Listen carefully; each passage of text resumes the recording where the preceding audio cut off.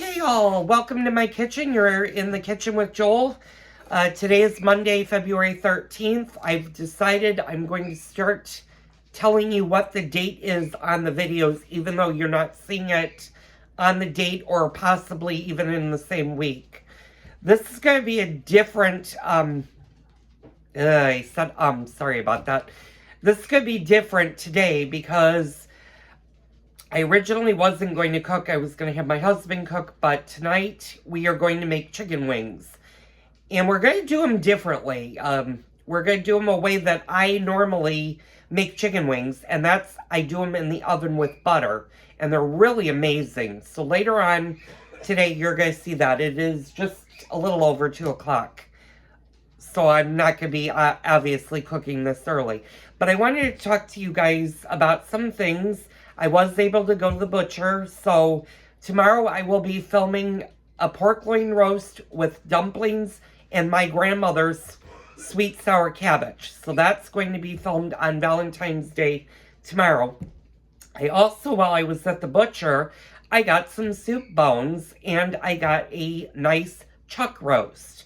So we're going to be making a beef vegetable soup probably a little bit later in the week. Probably either Wednesday or Thursday. I'm going to make that soup. It's a really, really hearty soup that does not take long. It does take some work. I'm going to teach you how to make a beef vegetable soup. I'm trying to think what other things that I have of interest. And I did say, but I kind of paused.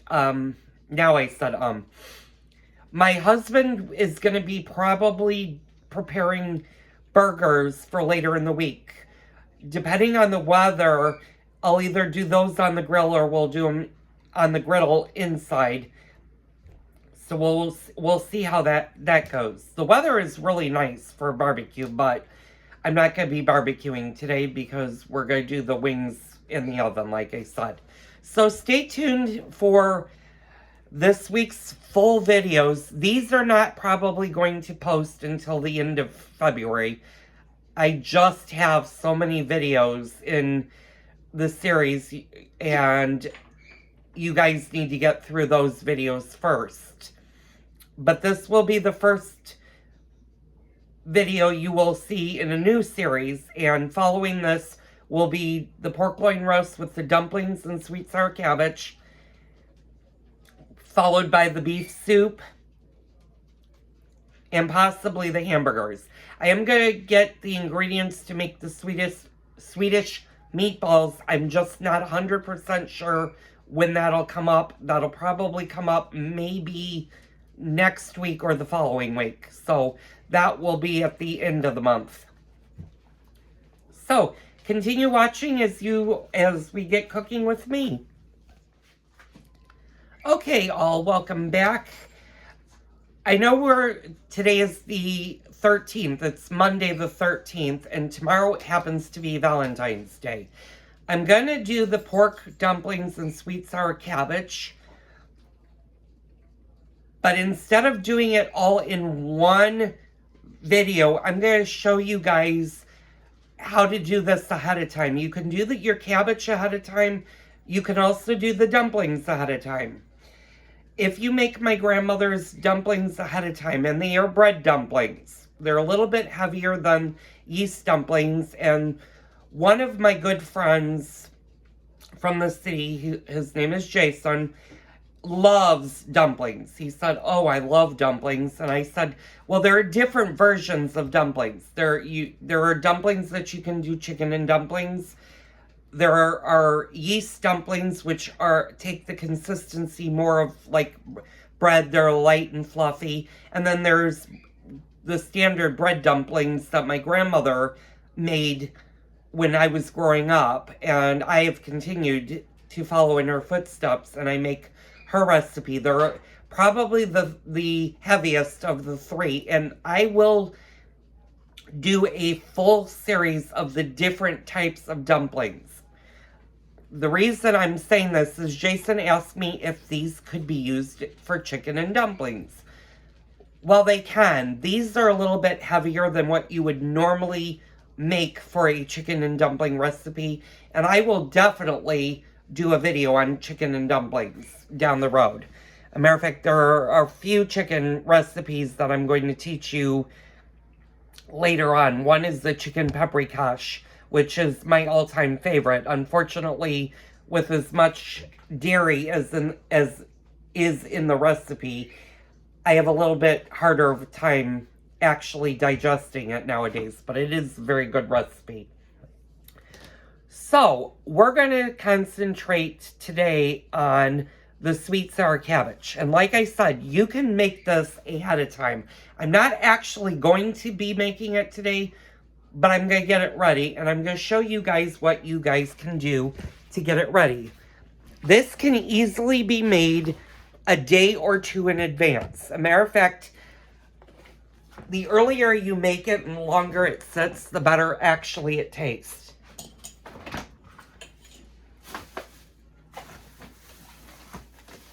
And for this recipe, you of course are going to need cabbage. Now, we're going to be talking different cabbages down the road. I don't have the different types of cabbage are out there. I just have the basic green cabbage that you can get in any supermarket. You can use a red cabbage for this dish, and I have made this many times. Usually around Christmas, I will get one green head of cabbage and I'll get a small head of red cabbage. Red cabbage will take longer to cook than green cabbage. And depending on how many people you are, will depend on the size. Where I went for cabbage today, these are kind of small, and I always double up the recipe because we like sweet sour cabbage throughout the year. You can serve this with pork. This can be served with turkey. This could be served with roast duckling, and it's a great, great accompaniment.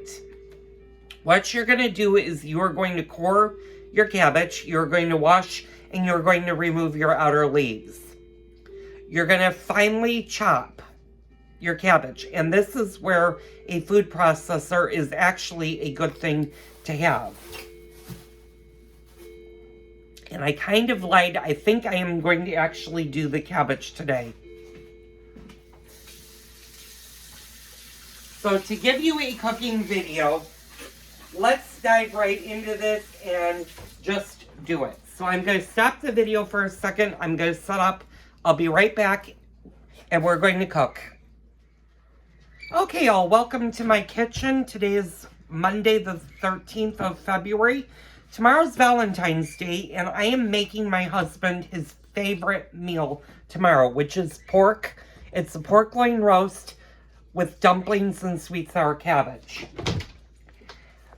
I'm going to do this, rather than doing one big giant video of all three things, and you guys watching my video and going, what's he doing? I'm going to do it in segments. You can do the sweet sour cabbage a day or two ahead of time. The longer your cabbage sits after it's cooked and you've put the vinegar and the caramelized sugar in it, the better it's actually going to taste. So let's get started with the sweet sour cabbage. Tomorrow I'm going to focus on the pork loin roast as well as making the dumplings. You can also do the dumplings ahead of time. You can do the dumplings weeks ahead of time and freeze them, or you could do them a day or two ahead of time, and then when you go to reheat, make sure you steam them. And I will talk about that later on in the video that will be filmed on the 14th. And I'm going to label each day that I do the video, so now you guys will know what day I actually filmed on. So, I'm going to move you guys aside. I've got most of my ingredients. These are the ingredients you're going to need for the sweet sour cabbage. And we're going to talk sweet sour cabbage. Sweet sour cabbage has been around for a very, very long time. It is Eastern European. The Czechoslovakian Polish region have a version of sweet sour cabbage. My husband at one point asked me if it was more German, and I said Germany has a tendency to go more on the sour side, which would be a sauerkraut, versus the sweet sour cabbage. But they also do have a version of their sweet sour cabbage. So for this, you're going to need at least a 6-quart pot of hot boiling water. And you're going to want to fill it about 3/4 full. Now, if you're making this for a large gathering, for example, if you were doing this for a major holiday, for Thanksgiving or Christmas, and you're using multiple heads of cabbage, you may actually need a stack pot that is bigger than 6-quart. But we're going to do 6-quart because my cabbages are not entirely that big.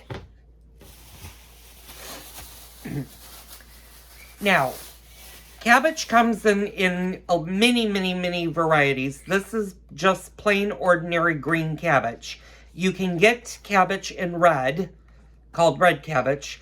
They also make a Savoy cabbage, which is also known as a curly cabbage. You do not want the curly cabbage version because the curly cabbage has a much different taste than the green and the red.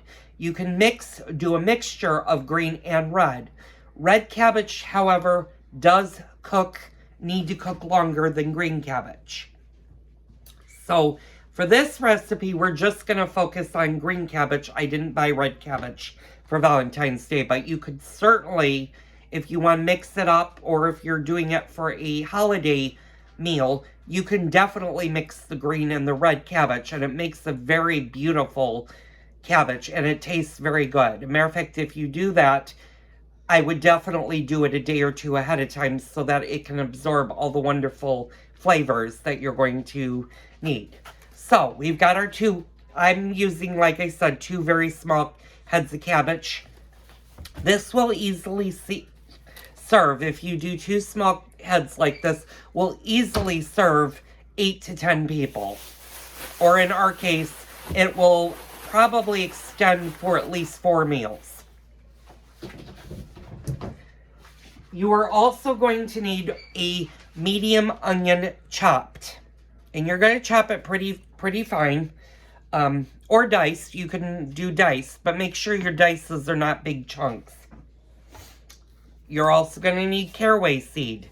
And you can get caraway seed at any supermarket in their spice aisle. Just look for whole caraway seed. And you will actually be using this or seeing me use this for the pork loin video that I'm going to film tomorrow. You are also going to want distilled white vinegar. And this is very important. You need white vinegar and not apple cider vinegar. You can make this with apple cider vinegar. However, it's going to taste different than what I made. It's going to have a more appley, sour flavor to it versus the nice sweet flavor that makes the sweet and sour cabbage. Later on, you're going to need granulated sugar, and you are also going to need a vegetable oil that is liquid. You do not want to use this recipe with Crisco. You're definitely going to want the oil, and I will show you what I mean when we get to that stuff. But let's focus on our cabbage right now. So I'm going to get set up. I'm going to stop the video for a quick second, and I'll pick you right back up in a few minutes.